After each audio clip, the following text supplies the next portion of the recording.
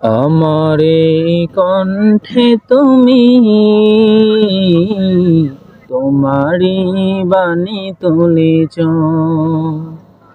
বুকের দেরাজ তুমি কোরআনের স্থান দিয়েছ। আমার এই কণ্ঠে তুমি কোরআনের স্থান দিয়েছ, বুকের দেরাজ তুমি কোরআনের স্থান দিয়েছ।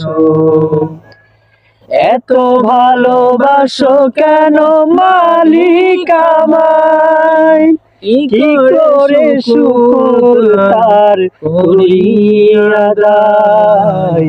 এত ভালোবাসো কেন মালিক।